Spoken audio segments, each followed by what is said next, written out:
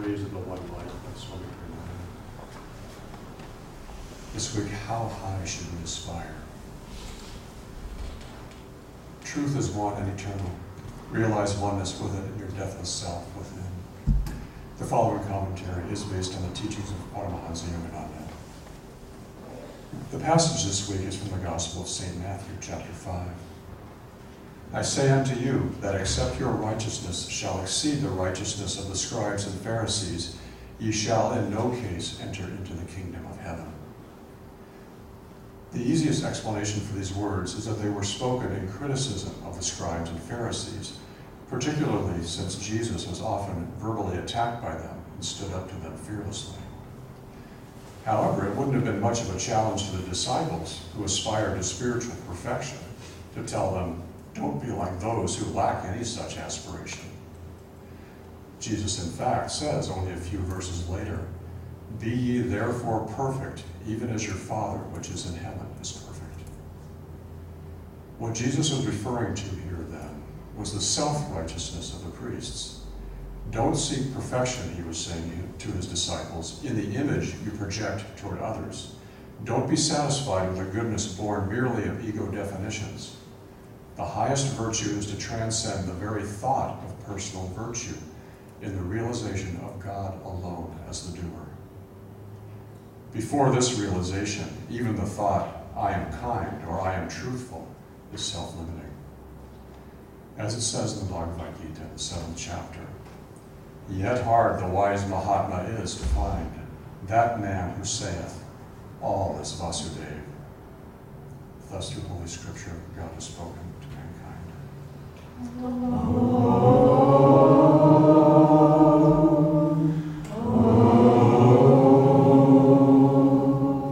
How is everybody? Awake and ready. Really? Okay, good. So, we are talking about humility and how high should we aspire. The longer study of these scriptural teachings in Promise of Immortality talks about the actions that lead to perfection. So, 2 young boys are known throughout their parish for their mischief, and they were really incorrigible, not like anybody we might know. And finally, the minister caught one of them, I don't remember what he was doing, but caught him in the midst of some transgression, and he thought, what he doesn't understand is that, goodness spirit is everywhere. And so he took him into a room and he sat him down and he said, where is God? He looked up and didn't say anything. And a little stronger, the minister said, where is God? And the little boy didn't say anything. And finally the minister said, where is God? And the little boy just looked up in terror and ran from the room. And he ran all the way home, and he ran into his little brother's room, and he said, we're in real trouble. And the little boy said, what's the matter? He said, God's missing, and they think we did it.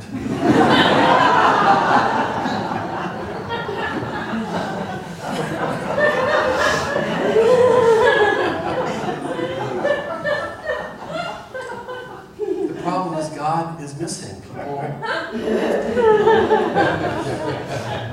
And the problem is we all did it.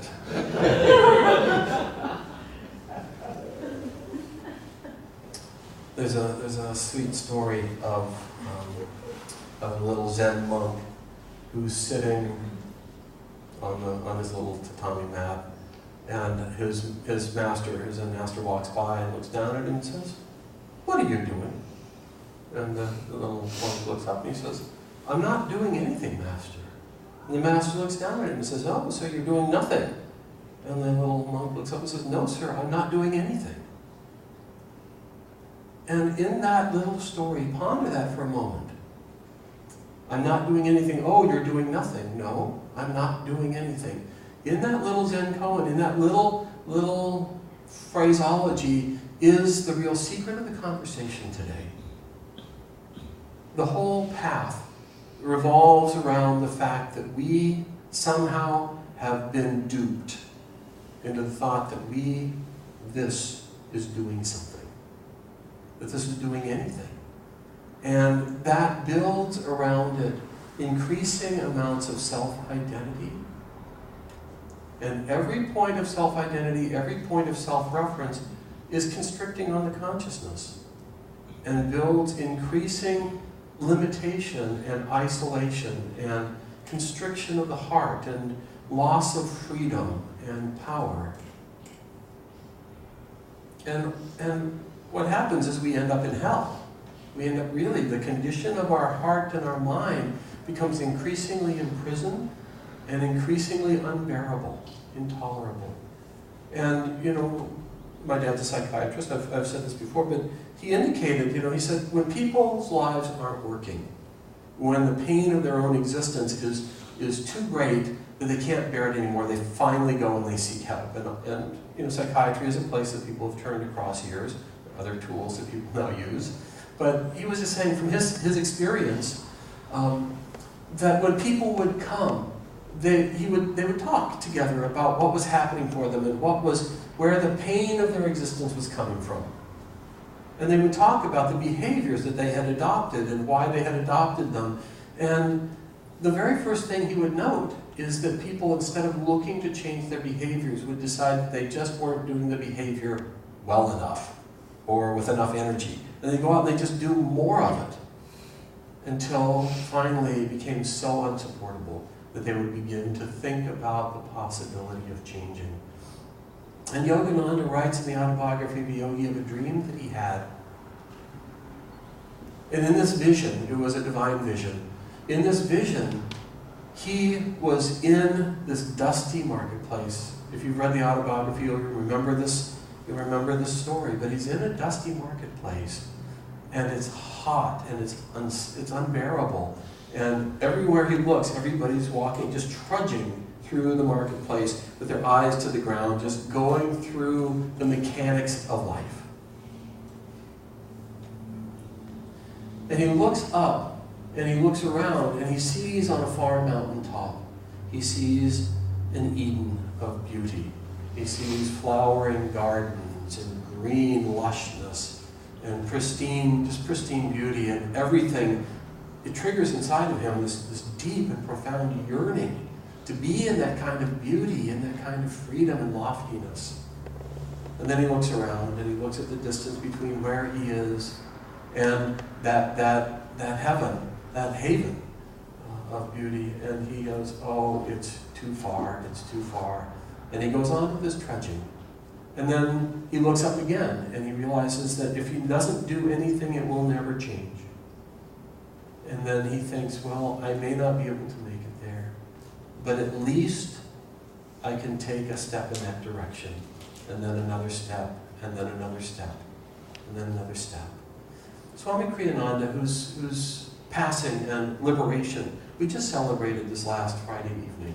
And I want to thank all those who came and all those who participated in that, because it's the greatest gift we have in this life, for those that are in this room, is the presence of these masters, the presence of Yogananda, and the truths and the upliftment and the possibilities of life that he brought into this world.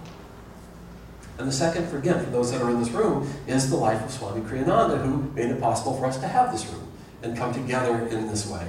And it was a beautiful evening, very sacred evening. But Swami Kriyananda, his life, he said, from a very young man, he realized that he had two goals in life. One was to realize God, one was to find God, and the other was to share God with all. And the first one is interesting, it's fascinating. You know, many of us meditate. In fact, probably everyone in this room meditates either regularly or irregularly. But meditation is different than seeking God.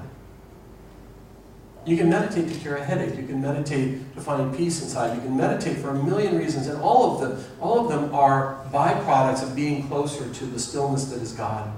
But to meditate in order to seek God, it is one of the most, it has several facets to it. One of them is, it keeps you engaged in the process of meditating. Because if you know what the goal is, if you know where you're going, if you keep your eye on that beautiful, lofty vision of that Eden there, it keeps you moving forward, it keeps you engaged in the process. It also keeps you extremely humble. because you realize step by step that what's going to get you there is not just your own will and your own capacity. That you keep moving, but the flow of life and the energy around you and the things that are needed to sustain you on the way are beyond your own capacity. Sharing with others keeps us engaged also. It keeps us, how high should we aspire? We should aspire to that, but we should do it in such a way that it includes everybody around us. You know, he wanted that Eden for everybody in that dusty marketplace. But he realized that he couldn't do it. There's a great story. I think this is from Sri Ramakrishna of the three men, monks that are out in the woods, out in the jungle, and they come to a big wall, and their curiosity is piqued. Of course, you've probably again all heard this, but it's a great reminder. Their curiosity is piqued, and so they realize they can't all just peek over the wall. It's very high, so they get the first guy up there, and his promise is he'll look over and he'll come back down and tell them what's there. And they get him up there, and he looks over, and he claps his hands with the light, jumps over the wall, and disappears. Well, that was a bit of a bummer, so the two of them that are remaining make the pact that they will get one of them up there, and he will come back down and tell the other. And so he gets up there, and they manage to get him up there, and again he looks over, he claps with the light, and then jumps over the wall and disappears. So the third one's interest is now really piqued, but also it's incredibly inconvenient. He doesn't know how to get up there. It takes a long time. He finally gets up there, and again looking over, he sees everything that his heart has ever desired. And every part of him yearns to jump that wall and go into that paradise that he sees. But then he thinks, but what about all my friends? What about everybody I'm connected to? If I do this, no one else will ever know. And so with great will and great self-offering, he turns around, comes down from the wall, and goes back to try and tell people. And that's our masters. That's Swami Kriyananda. That's what has made it possible for us. They've found that paradise, and they come back to tell us not only that it's there, but how to get there.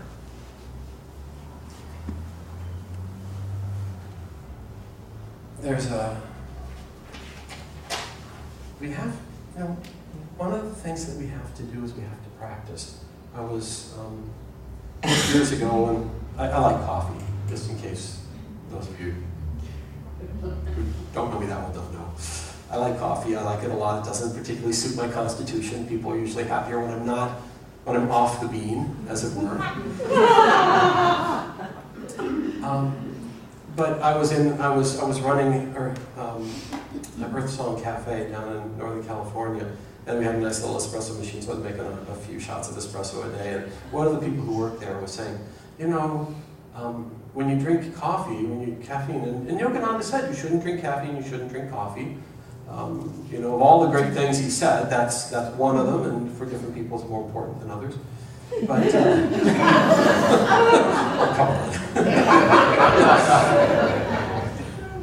but she said, drinking caffeine,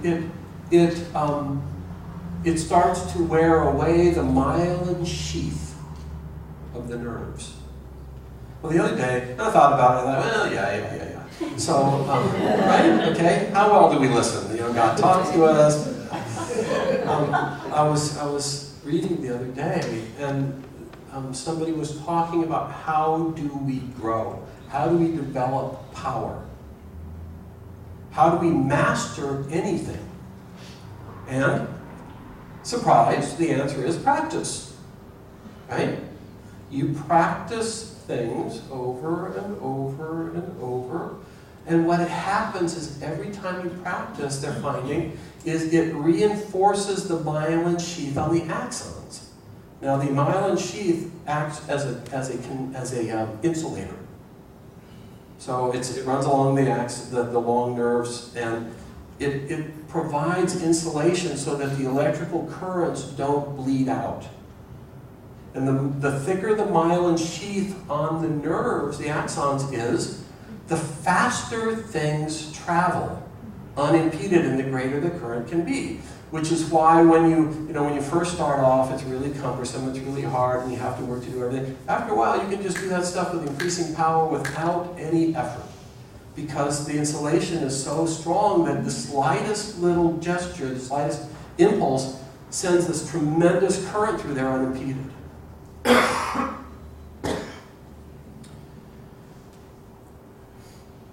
We are taught that meditation, repeated meditation, is more important than periodic long meditation. That meditating 2 or 3 times a day consistently has a stronger impact on our capacity to grow spiritually, to start to experience the deeper parts of our own nature.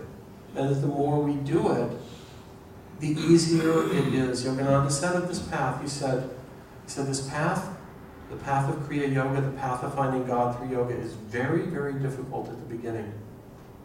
It's very hard. But that effort ends in effort's ease. As you go along the path, it becomes progressively easy. Because of this, the science explains why that is true. We should aspire. Jyotish and Daiva were giving Sunday service up in Seattle. And Daiva, and they're the spiritual directors. By the way, they will be coming. They're the worldwide emissaries of Yogananda, and they go around the world sharing his teaching, sharing his vibration, his consciousness. They are the direct descendants spiritually of Yogananda through Swami Kriyananda. They'll be coming here in July. Everyone should sign up now to come. Put that in your calendar, July 21st, that weekend. It'll be a wonderful weekend. They'll be giving a talk in the hotel where Yogananda used to stay and teach when he was here in the 1920s. So very fun, very lovely weekend. But they were talking amongst each other, and I can tell this because they told it publicly, but they were talking between each other, and she was lamenting, and she was saying, I don't know that I'm going to find God in this life. I don't know that I'm going to make it. And they've been very, very sincere for a very long time. And Swami Kriyananda has said repeatedly we should all try and become free while living Jivanmuktas. We should all try and find God in this life. We have the tools, we have the teachings, we have the environment. We should all try that. And she said, I just don't know if I'm going to make it. And Jyotish very strongly looked at her and said, you should always affirm that you're going to make it. And then you should have plan B. Okay, so if you don't, so they were giving a beautiful Sunday service in Seattle, and she was talking, and she was telling of this event. And she said, and he said, and I say to you, we should all plan on finding God. Nothing else will satisfy our souls. Nothing else will fill us up. God's missing, and yes, we did it, but we can cure it step by step. We should meditate regularly. We should reach what we should remember the goal. But then if we don't make it this life, we should just have plan B in the background. So Jyotish stood up and introduced himself, and he said, for those who may not know me, I am plan B. We are here because we didn't make it last time. There's nobody in here that hasn't been on the path as a deep and true seeker for a long, long time. The Bhagavad Gita promises that no effort, no spiritual effort is ever wasted.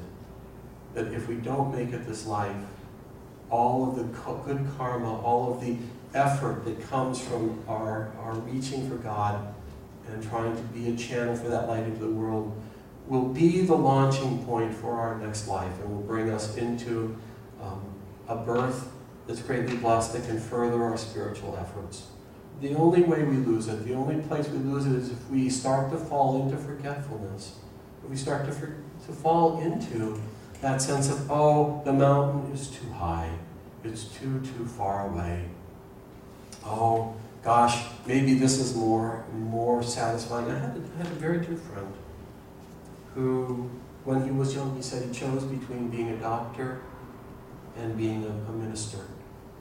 And he chose to be a doctor because he said when he started to study for the ministry, the things of religion didn't make sense. It's why Yogananda came, because the things of religion had lost their clarity and lost their way.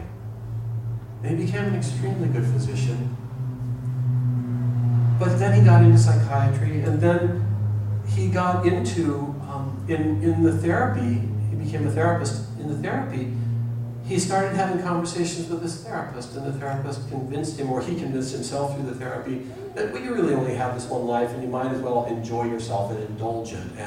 And he kind of got really very much sidetracked from the ideals of his youth and from the call of his soul. And again, that's one of the pitfalls, is we can start to just go, it's too far, I'll just enjoy what I've got here. And God knows, the masters know that these pitfalls are there. We're not judged for them, we're not condemned for them. But the problem is our own souls suffer. We end up with a limitation of our own commitments. Swami Kriyananda speaks of the self-confinement of a small success.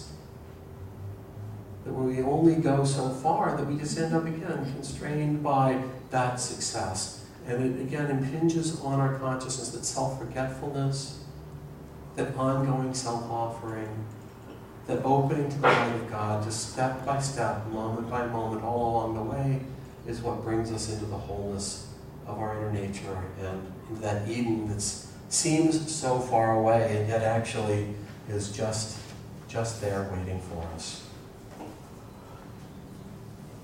I want to end the talk this morning with a reading from Whispers from Eternity. This is Yogananda's book of prayer demands and poems. I love that, prayer demands and poems. This demand is number 52. So let's sit up straight. Let's hold ourselves just gently in self-forgetfulness. Find that place of perfect poise where you can forget your body, you can forget anything except the deep peace of spirit that is your nature. And then let's share this together. O King of all our ambitions, open the doors of noble aspirations in the mansion of our souls. Open our heart bud to thy love, and let the fragrance of our love escape its prison of ego to merge in thee. On winds of cosmic perception, may our fragrance be swept to thy temple of infinity. O King of all true ambition, throw open wide thy windows everywhere. In the red clouded sunset, in the rosy glad clouds at dawn, in every charm-clad dream of human hopes, open the doors of all noble aspirations that lead out from our ego mansions onto the vast panorama of thy bliss. Let our fragrance blow with thy breath, reminding all nature of thy unseen presence. Amen. I've heard your flute, high on a cloud. Your call I can't resist. Oh, let me come and play with you. We'll scatter music with a dew and sound the morning mist. I've heard you piping on a hill, all else I've set aside. Oh, let us dance the mountain peaks. We'll skip with breezes on the creeks and soar the valleys wide.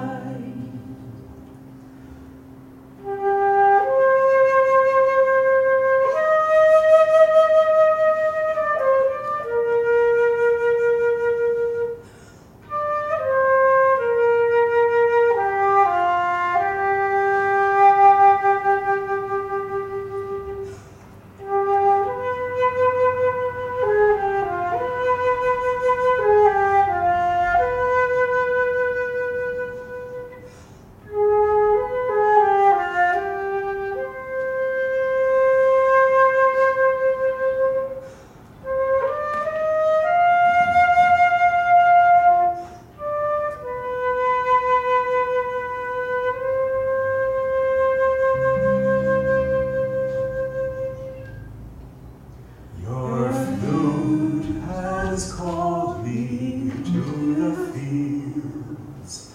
Now I've no place to live. Don't send me back, rejected friend. Whatever I call mine must end. All that I am, I give. I hear your call in every tree, in every flower and stream, and sweetest melody of all, a song that heaven's joy recalls. Here